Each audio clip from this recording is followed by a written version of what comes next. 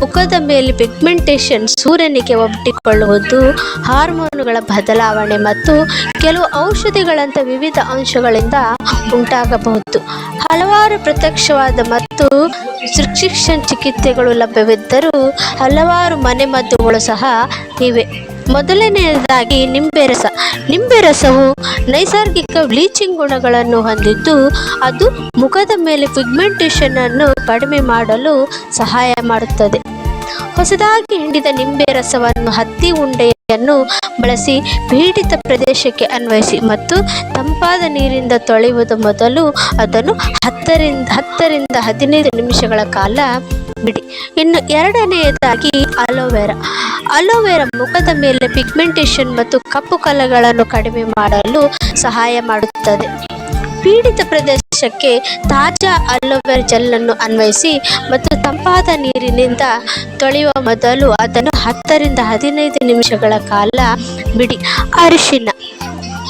ಅರಿಶಿನವು curcumin ಅನ್ನು ಹೊಂದಿರುತ್ತದೆ. ಅದು ಚರ್ಮವನ್ನು ಹಗುರಗೊಳಿಸುವ ಗುಣಗಳನ್ನು ಹೊಂದಿದೆ ಮತ್ತು ಇದು ಮುಖದ ಮೇಲೆ ಪಿಗ್ಮೆಂಟೇಷನ್ ಅನ್ನು ಕಡಿಮೆ ಮಾಡಲು ಸಹಾಯ ಮಾಡುತ್ತದೆ. ಅರಿಶಿನ ಪುಡಿಯನ್ನು ಹಾಲು ಅಥವಾ ನೀರಿನೊಂದಿಗೆ ಬೆರೆಸಿ ಪೇಸ್ಟ್ ಮಾಡಿ ಮತ್ತು ಪೀಡಿತ ಪ್ರದೇಶಕ್ಕೆ ಅನ್ವಯಿಸಿ ತಂಪಾದ ನೀರಿನಿಂದ ತೊಳೆಯುವ ಮೊದಲು ಅದನ್ನು 10ರಿಂದ 15 ಅಥವಾ 15ರಿಂದ 20 ನಿಮಿಷಗಳ ಕಾಲ ಬಿಡಿ. ಇನ್ನು ಆಲೂಗೆಡ್ಡೆ ನೈಸರ್ಗಿಕ ಬ್ಲೀಚಿಂಗ್ ಏಜೆಂಟ್ಗಳನ್ನು ಹೊಂದಿದ್ದು, ಅದು ಮುಖದ ಮೇಲೆ ಪಿಗ್ಮೆಂಟೇಷನ್ ಅನ್ನು ಕಡಿಮೆ ಮಾಡಲು ಸಹಾಯ ಮಾಡುತ್ತದೆ.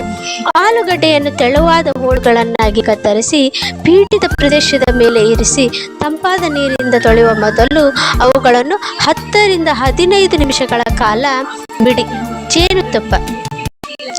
ಜೇನುತುಪ್ಪವು ನೈಸರ್ಗಿಕ ಚರ್ಮವನ್ನು ಹೊಳಪುಗೊಳಿಸುವ ಗುಣಗಳನ್ನು ಹೊಂದಿದ್ದು, ಅದು ಮುಖದ ಮೇಲೆ ಪಿಗ್ಮೆಂಟೇಷನ್ ಅನ್ನು ಕಡಿಮೆ ಮಾಡಲು ಸಹಾಯ ಮಾಡುತ್ತದೆ.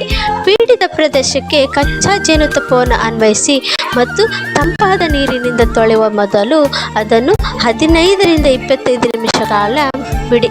ಪಿಗ್ಮೆಂಟೇಷನ್ ಅನ್ನು ತಡೆಗಟ್ಟಲು ಸನ್ಸ್ಕ್ರೀನ್ ಅನ್ನು ಪ್ರತಿದಿನ ಹಚ್ಚುವುದು ಮತ್ತು ದೀರ್ಘಕಾಲದವರೆಗೆ ಸೂರ್ಯ ಬೆಳಕನ್ನು ತಪ್ಪಿಸುವುದು ತುಂಬ ಅತ್ಯಗತ್ಯವಾಗಿದೆ.